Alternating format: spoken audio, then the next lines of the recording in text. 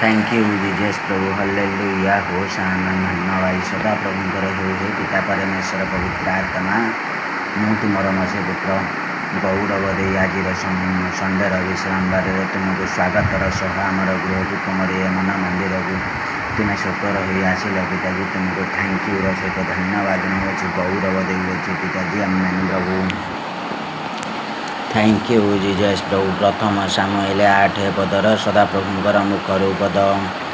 राजा निमंते दाबी तुम्हें मोर राजा अट मु तुमर दास अटे आमेन प्रभु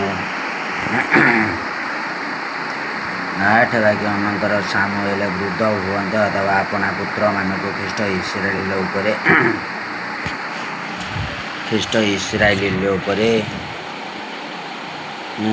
विचारकर्ता कले ख्रीष्ट आमेन प्रभु प्रसा 12 ख्रीष्ट विचार 10 4 ख्रीष्ट 2 16 18 19 आमेन प्रभु हे पिता परमेश्वर पवित्र आत्मा गला रुद्धुवा कफ दुष्ट आत्मा दुर्भाग जाऊ तुमरी पवित्र जीशु नाम सर्वांगे तुमरी विधि विधान जाग्रत हेउ 2 वाक्य तांकर ज्येष्ठ पुत्रर नाम जोएल और द्वितीयर नाम अबिय अथवा ये मैंने बेरसेबारे विचारकर्ता थिले 3 वाक्य मात्र तांकर पुत्र माने तांकर पथरे न चली अन्याय लाभर अनुगामी हेले ओ लांच नहीं विचार विपरीत कले यात्रा 23:6-8 आमेन प्रभु 4 वाक्य तहिरे इस्राएल समस्त प्राचीन वर्ग एकत्र हुई रामारे सामुएलଙ୍କ निकटକୁ ଆସିଲେ 5 वाक्य पुणी से कहला अथवा देख अथवा तुम्बे वृद्ध हेल अथवा पुणी तुम्बर पुत्र माने तुम्ब पथरे चलु नांदी अथवा ये तु अन्य सकल देशीय मानक परि आंभ मानकर विचार करने को तुम्बे आंभ मानक एक राजा कर 2 16 17 14 15 आमेन प्रभु 16 वाक्य मात्र आंभ मानकर विचार करने आंभ मानक एक राजा दियो अथवा से माने यही कथा कहवा बेले सामुएलଙ୍କର दृष्टि ताहा मंदबोध है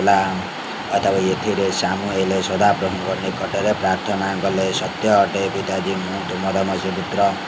प्रार्थनार सह पवित्र जीशु मसीह नाम गौरव दे भिक्षा मागुअछि पिताजी तुम्हें मोर सदा सर्वदा गुरु गार्डियन राजा अट पिताजी मते कवि छोड़ के नहीं जाओ आमेन प्रभु प्रसा 7-9 तुम्हें स्वदेशरू आनी देश आश्रय देल पिताजी गभीर जलाशय पर गृह निर्माण कर रखिल पिताजी तुम्हें ही मोर पिता हूँ तुमर पुत्र अटे पिताजी आमेन प्रभु 7 वाक्य सेते बेले सदा प्रभु सामुएल कहल अथवा यही लोक मैंने तुमको जहाँ जहाँ कहती अथवा से ही सबूरबरे कर्णपात कर अथवा कारण से केवल तुमको आग्राह्य करना अथवा मात्र आंभे जेपरी से राजा नहिबा अथवा ये आंभ को आग्राह्य कर ख्रीष्ट तुमरी इच्छा पूर्ण हो सत्य अटे पिताजी ख्रीष्ट यात्रा 16-8 ख्रीष्ट प्रसाद 10-19 आमेन प्रभु 8 वाक्य आंभे से मिसर बाहर कर आने दिन बधी आज पर्यंत से आंभ को परित्याग कर अन्य देवगण सेवा करी जे समस्त कर्म करी अथवा तत् अनुसार से तुम्भ प्रति करुअछन्ते तुम्हें ही रक्षा कर प्रभु जीशु 9 वाक्य हेतु एवं से बरे कर्णपात कर अथवा तथापि तुम्हें से विरुद्ध स्पष्ट साक्ष्य दियो हो से जे राजत्व कर अथवा से ही राजार विधि से जनाओ प्रसा 8, 11, 18, 10 वाक्य उतारे जो मैंने सामुएल राजा मागी अथवा से ही लोक मानू से सदाप्रभुଙ୍କର समस्त कथा जनाइले 11 वाक्य आउरी से कहले अथवा तुम्भ मानक उपरे जे राजत्व कर अथवा से ही राजार यही प्रकार विधि हेब अथवा से तुम्भ मानकर पुत्रगण को नहीं आपना रथ निमंते और आपणार अश्वारोही देवा हेबा निमंते नियुक्त कर अथवा वो से माने ताहार रथ आगे आगे दौड़े धन्यवाद सदा प्रभुंकर धन्यवाद सदा प्रभुंकर सारी चर्चेस पास्टर स्कूल की थैंक यू सब मसी भाई भौणी मानक थैंक यू हमारा सिंहासन स्वर्गपुरी की थैंक यू हमारा पितृव्यर पिता परमेश्वर प्रभु जीशु ख्रीष्टर जुगे जुगे गौरव ଦିଶା 15 ଆମେନ୍ ପ୍ରଭୁ 12 ବାକ୍ୟ ପୁଣି ସେ ସେମାନଙ୍କୁ ଆପଣାର ସହସ୍ରପତି ଓ 50 ଶତପତି କରି ନିଯୁକ୍ତ କରିବ ଓ ସେ ଆପଣା ଭୂମି ଚାଷ କରିବାକୁ ଓ ଆପଣା ଶସ୍ୟ କାଟିବାକୁ ଓ ଆପଣା ଯୁଦ୍ଧାସ୍ତ୍ର ଓ ଆପଣା ରଥ ସଜ୍ଜା ନିମନ୍ତେ କରିବାକୁ ସେମାନଙ୍କୁ କାହାକୁ କାହାକୁ ନିଯୁକ୍ତ କରିବ। 13 ବାକ୍ୟ ଆଉ ସେ ତୁମ୍ଭମାନଙ୍କ କନ୍ୟାଗଣକୁ ନେଇ ଗନ୍ଧଦ୍ରବ୍ୟ ପ୍ରସ୍ତୁତକାରିଣୀ ଓ ପାଚିକା ଓ ଶୁକକାରିଣୀ କରିବ। 14 ବାକ୍ୟ ଆହୁରି ସେ ତୁମ୍ଭମାନଙ୍କ ଶସ୍ୟ କ୍ଷେତ୍ର ଓ ତୁମ୍ଭମାନଙ୍କ ଦ୍ରାକ୍ଷା କ୍ଷେତ୍ର ଓ ତୁମ୍ଭମାନଙ୍କ ଜିତ କ୍ଷେତ୍ର ମଧ୍ୟରୁ ସର୍ବୋତ୍ତମ କ୍ଷେତ୍ର ସବୁ ନେଇ ଆପଣା ଦାସୀମାନଙ୍କୁ ଦେବ।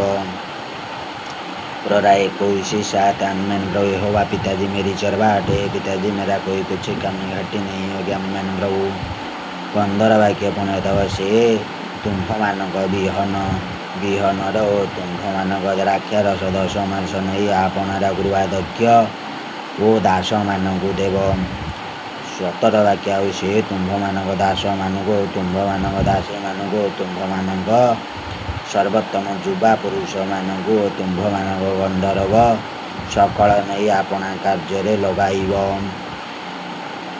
17 ବାକ୍ୟ ସେ ତୁମ୍ଭମାନଙ୍କ ମେଷ ପଲର 10 ମାଂସ ନେବ ଓ ତୁମ୍ଭେମାନେ ତାହାର ଦାସ ହେବ। ତୁମେ ମୋର ପ୍ରଭୁ ଗୁରୁ ଅଟ, ମୁଁ ତୁମର ଦାସ ପ୍ରଭୁ ଯୀଶୁ। ଆମେନ୍ ପ୍ରଭୁ 18 ବାକ୍ୟ ପୁଣି ସେ ସମୟରେ ତୁମ୍ଭେମାନେ ଆପଣା ମନୋନୀତ ରାଜା ସକାଶୁ କ୍ରନ୍ଦନ କରିବ, ଅଥବା ମାତ୍ର ସେ ସମୟରେ ସଦାପ୍ରଭୁ